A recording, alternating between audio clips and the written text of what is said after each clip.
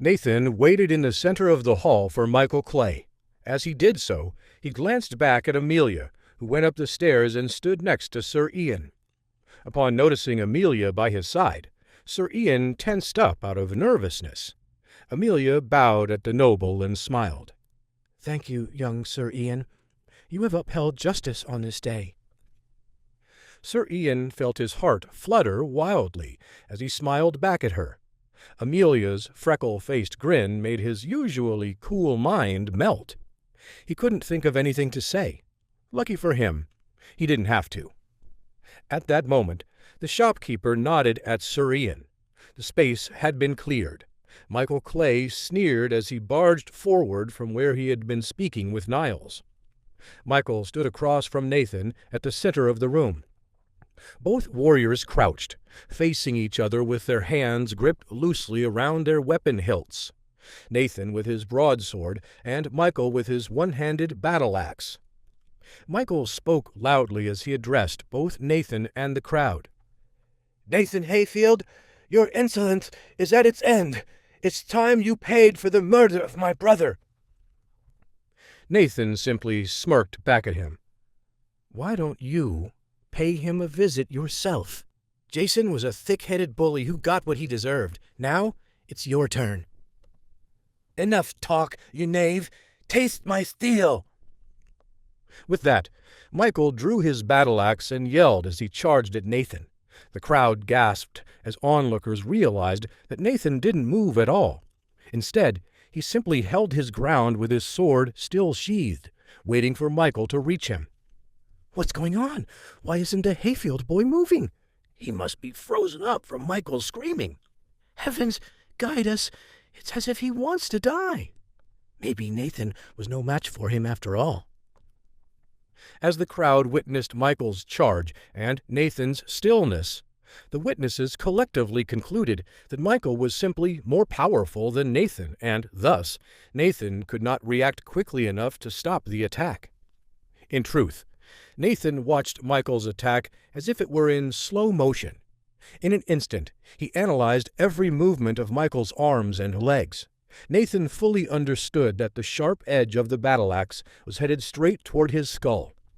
Just as the axe was about to collide with his head, Nathan channeled the power of Asura through his sword-wielding hand. His right index and middle fingers glowed as he transferred his spiritual energy into his sword. Razor finger strike. Shing, slash. Moving too fast for anyone to see, Nathan sidestepped Michael's axe and simultaneously slashed Michael's neck open with the tip of his broadsword. For a split second, Michael simply stood there, frozen in shock, as he looked over at Nathan. Then, the gash opened up, spurting blood from Michael's neck. Michael crumbled to the ground, and his severed head rolled off, coming to rest at Niles' feet. The crowd gaped as Michael's blood speckled their faces. Meanwhile, Nathan had already stepped back far enough to avoid dirtying his clothes. As Nathan cleaned his blade and sheathed it, the entire tavern stood silent, dumbstruck by the turn of events. Suddenly, the crowd roared with delight at Nathan's masterful swordsmanship. Many were so impressed that they didn't even mind parting with their coins as the betting ended. "Another instant kill! Incredible! Nathan finished off Michael just like he did his brother." "No way. I didn't even see it. How did he do that?" Even Sir Ian Lightstone, who was by far the strongest of the other nobles there, had not been able to entirely process what had happened. He'd noticed some strange form of magic build up in Nathan's fingers, but beyond that, he wasn't sure what had occurred. Impressive. I thought Stuart was exaggerating when he told me of this one, but perhaps there's more to the Hayfield boy than I or anyone else realized." Nathan nodded at Sir Ian as he looked away from the hyped-up crowd. He had been careful not to use his full strength, since doing so would have given away his true power to Sir Ian and the other nobles. Until he was face to face with the High Lord Raven himself, he had no intention of revealing his skill to be at Master Level 6. For his part, Niles stared at the decapitated head of his comrade and tried not to puke. His face turned pale as he looked at the crowd's excitement. The 3 lackeys took a step back as if to run away. Niles snorted disdainfully and kicked the head away from him.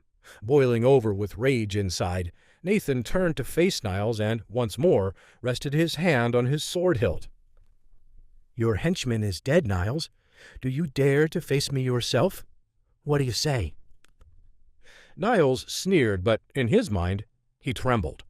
Normally, he would have relished the opportunity to slay a weakling like Nathan himself. But after witnessing such an inconceivable display of strength, he knew that fighting Nathan one-on-one was nothing more than suicidal. Instead, Niles simply looked into Nathan's eyes. He tried not to think about the killing intent that drove Nathan. "The Hayfield boy's power is so much greater than I ever could have anticipated. Worse than that, he looks desperate to continue fighting, as if his blade's appetite has only been whetted. I better find a way out of here soon." "Well, Niles, what say you to his challenge? If you wish to fight on, I will happily bear witness to another duel." Sir Ian's lips curled into a smile as he addressed Niles. All eyes fell on the High Lord Raven's son. Beads of sweat formed on Niles's face. This whole thing has been a mockery. Before Niles could come up with a clever exit strategy, the crowd howled, for the onlookers were hungry for another duel as well. "Go on, Niles Raven. Don't be scared of this Hayfield brat." That's right. Let's have another round." "That last match was over far too quickly. Show him what you've got, Niles. Avenge your vassal's death." All the onlookers hoped they'd get to see another fight today, for Nathan's last duel wasn't exactly the evenly matched and thrilling battle they'd all hoped for. The common people were used to duels between equally powerful opponents who could last for minutes, sometimes as long as half an hour. Nathan's fiercely efficient style intrigued them, and they were all desperate to learn just how good of a fighter he really was. Niles Raven wished the audience would shut up and let him think. His mind raced as he tried to formulate a plan that would allow him to leave without losing his family's honor. If he simply exited right now, all across the fiefdom, gossips would whisper about his cowardice. Even if he did survive, the public goading would force his father to punish him severely. Annoyed by his silence, the crowd grew more antagonistic toward Niles. There were few things the citizens of Calandria hated more than a coward with a big tongue. "Accept his challenge already. You're an apprentice-level fighter, for heaven's sakes." "I thought you were a man. Hurry up and respond, Niles. Don't quiver there like a coward." "There's no way he'll accept. Regardless of what's official, Nathan Hayfield's clearly the stronger warrior." "How could Nathan be stronger than Niles? The Raven boy is 3 years older. That doesn't make any sense."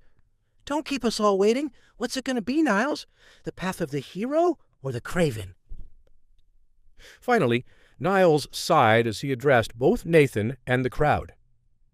"Nathan Hayfield, you devious scoundrel. I'm not the fool you take me for. Clearly, you've lied about your true power in order to ambush me. I will not face a wolf in sheep's clothing. Such treachery is dishonorable." With that, Niles spat at the ground and twirled around, marching out of the front door as his lackeys cleared a path around him. "Out of my way, you peasant filth!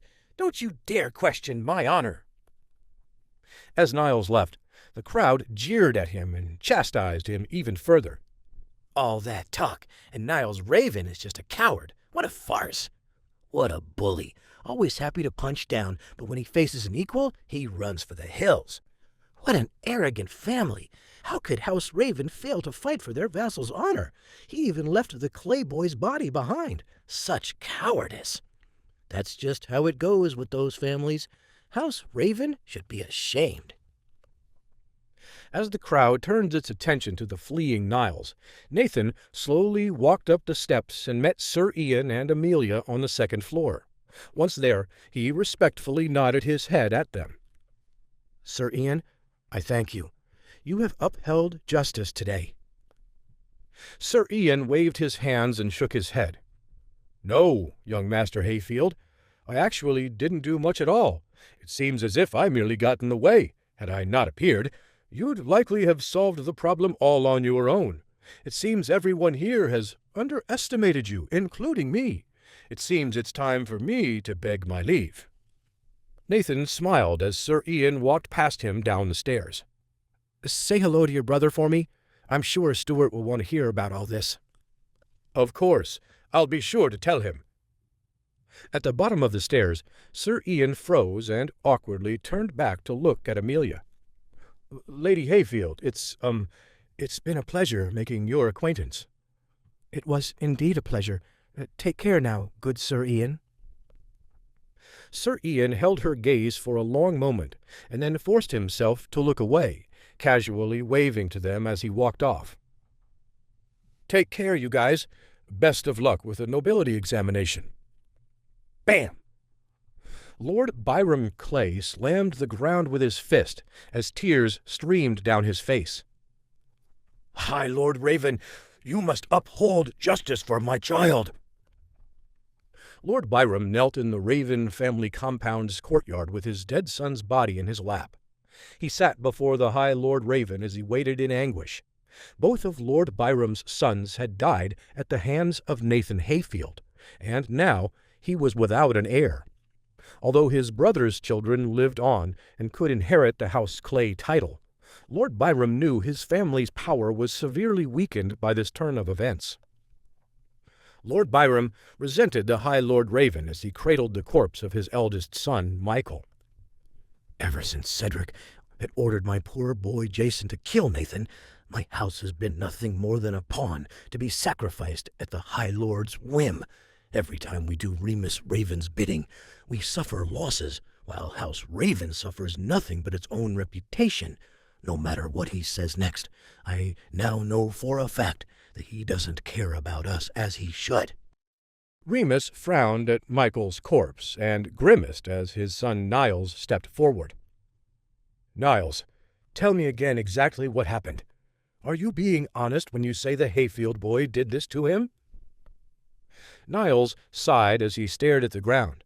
He felt the eyes of his family members bearing down on him. Although he had managed to escape with his life, he knew that House Raven would be seen as cowards due to his actions. There was nothing to be done but come clean and hope his father's punishment wasn't too severe. "Yes, Father, it is, as I said. The Hayfield brat finished him off in a single move." Lord Byram gritted his teeth as he frowned at Niles. "Damn it! Since when did Nathan Hayfield get so powerful? I can't believe he's gotten the best of us like this." Remus Raven's eyes grew narrow as he contemplated something. Finally, he let out a somber chuckle. Lord Byram's eyes widened. "What is it, Remus?" "It's all just a little too convenient, is what it is." "What do you mean?" "Don't you think it's strange that at both duels a Lightstone boy was present? I mean, both times we had the Hayfield boy right where we wanted him, and then, both times, a Lightstone boy intervened and bore witness to the duel. Isn't that a bit odd?" "High Lord Raven, sir, you don't think—" "The Lightstones, Byram. I don't know why, I don't know how, but I know in my heart that the Lightstones have something to do with this."